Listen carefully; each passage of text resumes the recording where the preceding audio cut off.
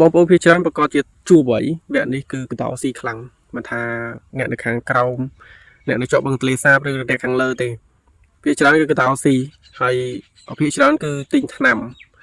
ពីអនឡាញទិញថ្នាំពីក្រុមហ៊ុនមកបាញ់តែភាគច្រើនគឺអត់ជោគជ័យបាញ់ហើយវានៅតែស៊ីខាតទៅលុយអញ្ចឹងបងប្អូនអាចធ្វើវិធីសាស្ត្រនេះបានបងប្អូននៅខាងលើផ្នែកខាងលើនេះគឺគាត់មានវិធីសាស្ត្រក្នុងការទប់ទល់ជាមួយកតោព្រោះឯកតោនៅពេលដែលវាចូលស៊ីស្រែដំបូងគឺវាមកពីក្រៅទេមានតែមកពីតំបន់មួយមកចូលតំបន់យើងអញ្ចឹងហើយតំបន់នៅខាងលើនេះ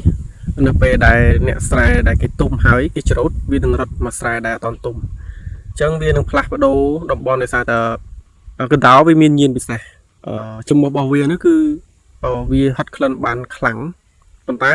ភ្នែករបស់វានេះគឺមើលអត់សូវច្បាស់ទេកតោអញ្ចឹងនៅពេលដែលស្រូវរបស់យើងនេះនៅពេលដែលវាហាលផ្កាពេលដែលអោននេះវាក្អូប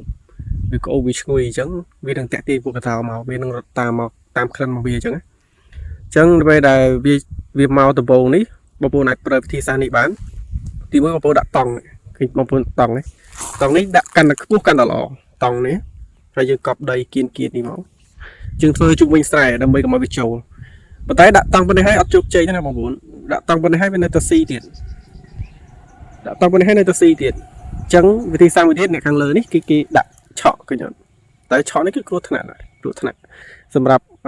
សត្វសម្រាប់មនុស្សក៏គ្រោះថ្នាក់ដែរប៉ុន្តែដើម្បីឲ្យជោគជ័យកុំឲ្យកតោវាស៊ីយើងត្រូវការធ្វើបែបនេះតែយើងត្រូវការពារ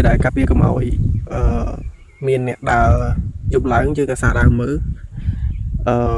កុំឲ្យមានសត្វកុំឲ្យមានមនុស្សដើរចូលមកហើយឬយើងដាក់ផ្លាកសញ្ញាជុំវិញស្រែរបស់យើងថាមាន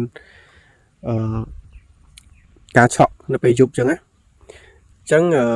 បងប្អូនឃើញគេដាក់ឆក់នេះហើយគេដោតឈើអាស្រ័យចេះហើយគេដាក់សយោពីលើកុំឲ្យវាឆ្លងជាមួយនឹងដីអញ្ចឹងពេលវាឆ្លងអញ្ចឹងវាអត់ឆក់ទេឬក៏វាខ្សោយម៉ូទ័រ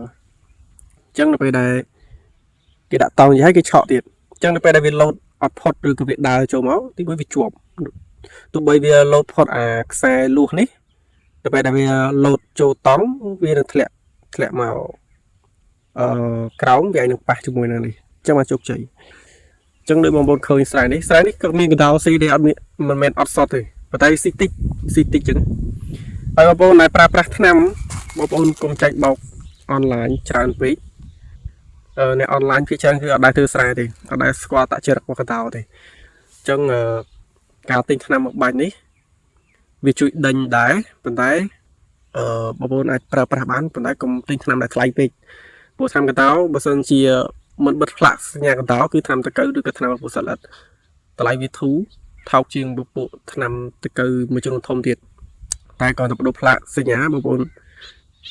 ទិញក្នុងតម្លៃថ្លៃអញ្ចឹងបងប្អូនគួរតែប្រុងប្រយ័ត្នកុំជឿសំដីអ្នកលក់អនឡាញច្រើនពេកព្រោះអ្នកលក់អនឡាញភាគច្រើនគឺនៅពេញទេអត់នៅស្រែដូចពួកយើងទេបើអ្នកនៅស្រែដូចពួកយើងនិយាយចាំជឿដោយសារគេបានពិសោធន៍ហើយតែបើសិនជាអ្នកដែលអត់តបានពិសោធន៍ទេពិបាកក្នុងការជឿមែនតើថ្នាំព្រោះភាគច្រើនថ្នាំដែលបាញ់ទៅលើ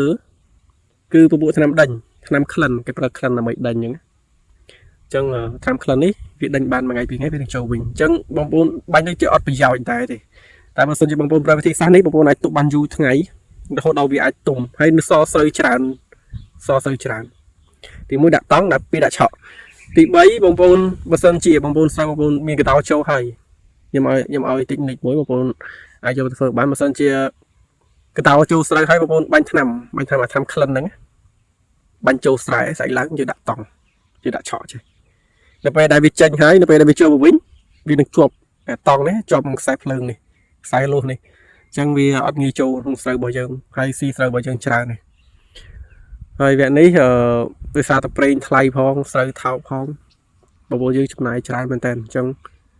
បងប្អូនជួយ share វីដេអូនេះទាំងអស់គ្នាដើម្បីឲ្យបងប្អូនរបស់យើងបានដឹងពីវិធីក្នុងការទប់ទល់ជាមួយនឹងកន្តើវវគ្គនេះហើយយើងនឹងជួបគ្នានៅក្នុងវីដេអូក្រោយបាយបាយ